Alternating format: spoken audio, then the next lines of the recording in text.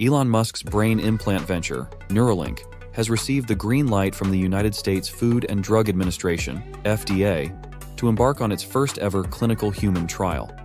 This development signifies a major achievement not only for Neuralink, but also heralds an exciting era for neuroscience. Although the concept of brain-computer interfaces dates back to the 90s, Neuralink's groundbreaking approach with its invasive brain-computer interface, BCI, implant, sets a new standard in innovation.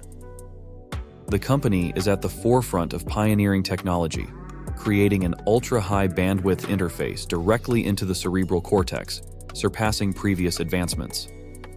The world-altering potential of Neuralink has now become palpable, and their strategy for reshaping the future is underway. On May 25th, Neuralink took to Twitter to announce the FDA's approval for the commencement of their inaugural clinical study involving humans.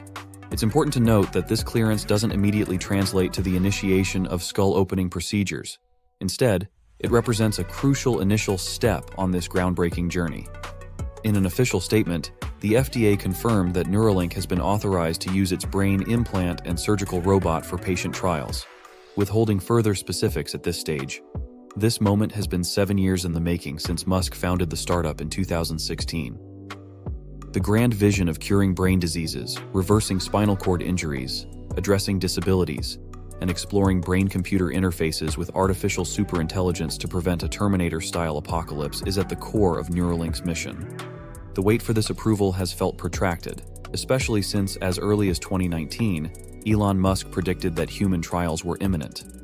Annual assurances from Musk followed, but at a Neuralink show and tell event on November 30th, the team pledged that FDA approval would arrive within the next 6 months, which proved remarkably accurate. Contrary to expectations, the FDA's announcement came as a surprise, given a Reuters special report published on March 2nd. The report explicitly stated that the FDA had rejected Neuralink's application for human trials due to safety concerns. The Reuters article, citing over a dozen unnamed sources claiming to be current and former employees of Neuralink, described the work environment as widely unsafe and recklessly fast-paced, with allegations of animal mistreatment. The discrepancy between this report and the FDA's decision leaves room for uncertainty. Regardless, Neuralink is now approved to progress to the next phase of development, and the results will ultimately speak for themselves. While the specific details of the clinical study remain undisclosed, indications suggest the involvement of up to 10 patients. Patients, numbering at the most, will be selected based on specific physical disabilities or illnesses. It is crucial to bear in mind that this device and the associated surgical procedure are novel, rendering them inherently hazardous. There's no way around the fact that any volunteers for the test will need to weigh the decision, considering that the risk of death or further harm may still be preferable to remaining in their current state. Neuralink has emphasized that their initial practical application will be relatively uncomplicated.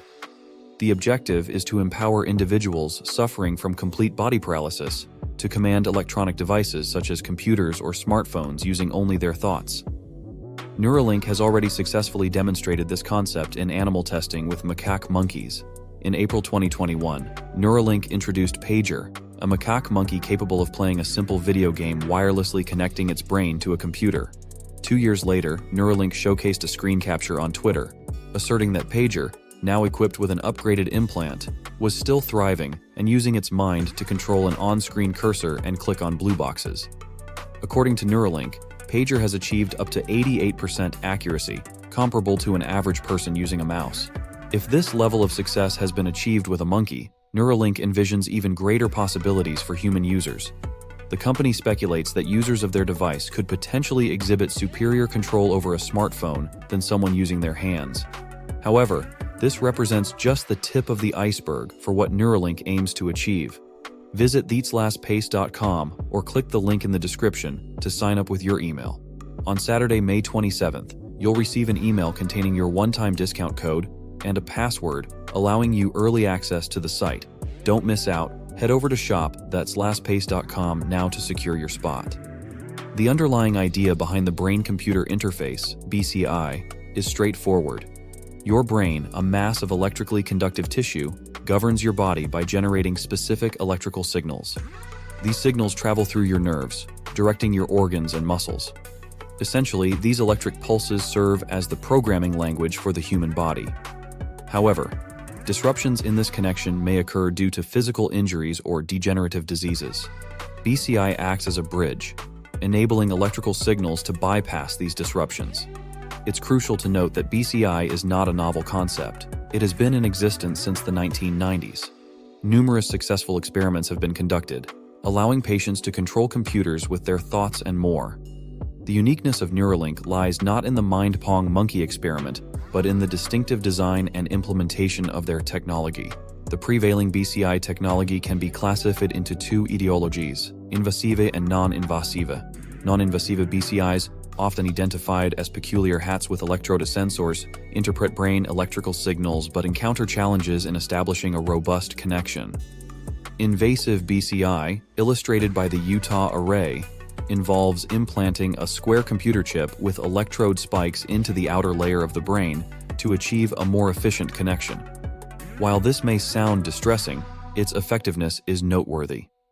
Take Gurdian Oscom, for instance, who, after a motorcycle accident that resulted in paralysis, regained the ability to walk through BCI.